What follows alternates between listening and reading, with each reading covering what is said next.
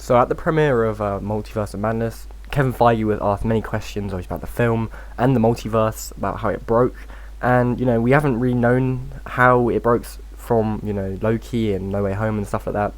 So there was loads of those memes going around about which one of you broke the multiverse. It had Spider-Man, Loki, Sylvie, loads of other characters as well, Doctor Strange, characters like that, and we didn't really have an idea of who it could have been who actually was responsible for the multiverse breaking. Now, obviously, all of us thought after No Way Home it was probably Spider-Man that had obviously caused the multiverse to break.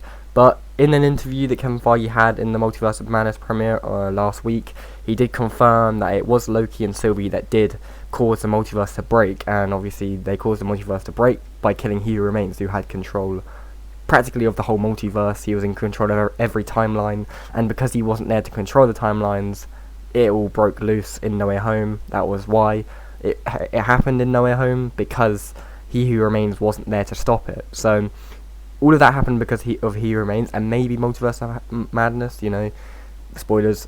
I will be doing a video, by the way, on Wednesday, which will be my review of Multiverse of Madness, because I have seen it.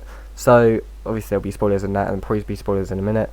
But probably Multiverse of Madness, that is probably why some of the stuff happened in that. Maybe if He Remains was there, he probably would have stopped that kind of stuff happening, going into different realities, TVA, stuff like that as well.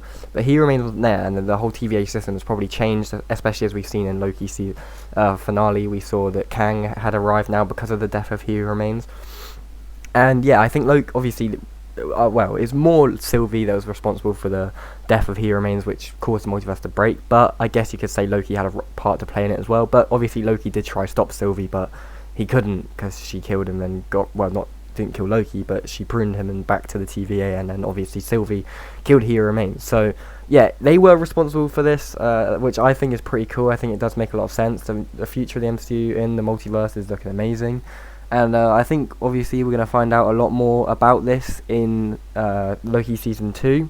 I think Season 2 will most likely set up Ant-Man Quantumania, because obviously Ant-Man and the Wasp Quantumania is going to contain Kang the Conqueror as the big bad villain, big main villain of that movie. So I think showing Kang in Season 2, I think that's pretty obvious that he's going to show up in Season 2 because of his little hint at the end of Loki Season 1 finale.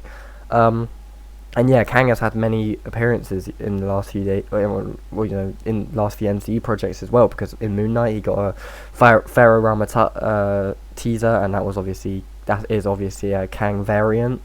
So yeah, I think this is pretty cool that Loki and Sylvie were the ones that were responsible for the multiverse to break. Tell me what you guys think about this. Did you think it was Spider-Man? I'm pretty sure most of us did, but I think we did have that slight feeling that it was Loki and Sylvie that had did it, because of what they did to He Remains, who had every timeline under his control, and he was kind of keeping them all intact, and he was the one that was controlling them all, and obviously he couldn't do that when he's dead, and obviously Sylvie. And I would like to see what happened to Sylvie as well in Loki Season 2, maybe where she went after that, what she did, and because obviously there's so much to explain with the multiverse now, especially after Multiverse of Madness as well, which is just gonna get even crazier. Obviously, not just that as well. We have the cosmic side of the MCU, and obviously the street fighting side of the MCU. So yeah, the MCU is bright, and I cannot wait for the future and what other projects to come.